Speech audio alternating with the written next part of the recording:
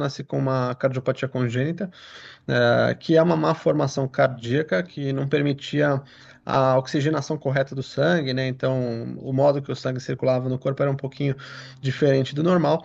E por causa disso, com 7 dias de vida, eu já fui pro INCOR como paciente, né? No Instituto do Coração ali da Faculdade de Medicina da USP. E desde então comecei a acompanhar essa condição. Aos 2 anos de idade, eu tive a necessidade de fazer uma cirurgia, então operei com 2 anos e depois continuei acompanhamento como paciente de maneira mais clínica. Gabriel Ligori é um dos nomes para ficar de olho na série em texto e vídeo do Estadão sobre personagens de diversas áreas que podem contribuir com o país nos próximos anos.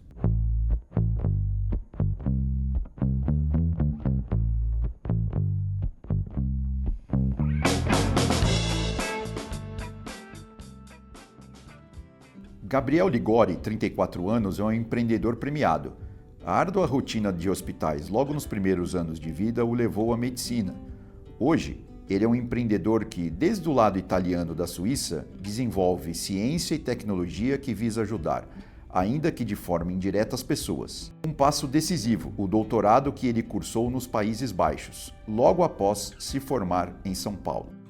Me mudei para a Holanda, onde eu fui estudar essa área de engenharia de tecidos, incluindo diferentes técnicas, uma delas a bioimpressão 3D, que é o que tinha de mais avançado ainda hoje, né, na área de engenharia de tecidos. Então eu fiquei nesse grupo de pesquisa durante alguns anos, aprendi tudo que eu podia ali, nunca tinha trabalhado com células tronco, nada disso, né? Na faculdade a gente fica muito focado na área médica mesmo. E aí aprendi tudo isso e voltei para o Brasil em final de 2017, começo de 2018, onde eu tive a oportunidade aí de começar um laboratório no INCOR mesmo, na Faculdade de Medicina da USP, um laboratório de engenharia de tecidos. Não é nada fácil. Apesar de todo o avanço técnico-científico, você imprimir um órgão a partir de uma máquina 3D. Mas isso não significa que seja impossível. A questão é entender as etapas do processo. Talvez o mais importante é perceber que a subida em direção ao topo, degrau a degrau, é lenta. A passagem por um dos laboratórios de medicina regenerativa de Harvard, em 2018, também o ajudou a mergulhar na fabricação de tecidos e a entender todas as etapas que envolvem a fabricação de órgãos bioartificiais. Os 3 pilares para a fabricação de tecidos são as células, os materiais e o equipamento, no caso aqui a gente está falando de uma bioimpressora 3D, que é como se fosse uma impressora 3D de plástico, só que aqui, claro, um modelo muito mais avançado, diferente, que vai imprimir de fato tecidos vivos, células vivas e não plástico. Então a gente começou criando o arcabouço base, que é exatamente esses biomateriais, para permitir que essas células crescessem e se desenvolvessem em 3D. Então, esses materiais a gente chama de Matrix Spec, que é a marca específica de um produto que a gente desenvolveu e patenteou, que são hidrogéis derivados da matriz extracelular, ou seja, para cada tecido diferente, a gente consegue ter uma formulação específica de proteínas que vai permitir às células daquele tecido de funcionar. Os primeiros meses na Suíça não foram necessariamente suaves. Sem muitos pedidos, a possibilidade de um recuo existiu. Mas os negócios deslancharam e hoje Gabriel mora em Bellinzona, a 1 hora de Milão de carro, ou uma das paisagens mais alpinas da região, formada pelo Lago Como. As minhas raízes italianas aí me fazem ser um grande apreciador do cibo, né, da comida italiana. Então, é comum um final de semana a gente costuma ir para Itália, que é muito pertinho aqui, né? A gente está a 20 minutos de distância da fronteira. Então, eu gosto bastante de gastronomia. Estou aprendendo bastante agora sobre relógios também. Agora estando aqui na Suíça, é um negócio que eu estou aprendendo um monte. Mas, sinceramente, eu acabo passando muito mais tempo vendo coisa da empresa, mesmo no final de semana, é coisa de normal, né? Empreendedor não tem muito horário. Então, a maior parte do meu tempo, se eu não estou com a minha família relaxando um pouquinho no final de semana, estou realmente pensando na empresa. A mudança não foi radical. Além de boa parte da família que ficou no Brasil, parte da Tissue Lab também permanece do lado de cá do Atlântico. Hoje eu estou definitivamente na Suíça, mas o nosso time está dividido ao redor do mundo, tá? Então a gente tem um time aqui, principalmente da parte de biologia, fica na Suíça. Tem um time no Brasil, toda a parte de engenharia da empresa, então tudo que é hardware, software, enfim, fica no Brasil.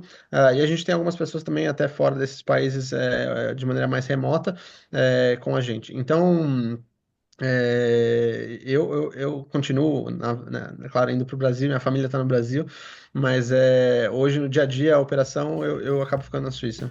Depois da primeira fase dos negócios, algumas frentes foram abertas. Mas, claro, o objetivo do jovem empresário, e Gabriel precisou abdicar da vida de médico propriamente dita, atuando, por exemplo, no dia a dia com os pacientes, é chegar ao coração. Isso nunca deixa de ficar em perspectiva.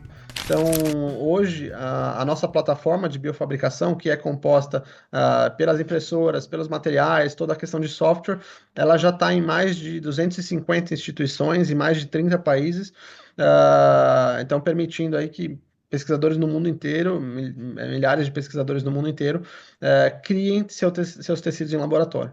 Mas esses tecidos que a gente está falando agora são tecidos simples, são tecidos que não são utilizados para aplicação clínica, então não são tecidos que vão no paciente, não tem clinical trial ainda, nada disso. E a gente está migrando agora para a segunda etapa da empresa, que é exatamente você criar os próprios tecidos. Então, no caso, a gente está criando agora tecidos cardiovasculares, principalmente tecido cardíaco, exatamente para aplicação na indústria farmacêutica, ou seja, para testar cardiotoxicidade.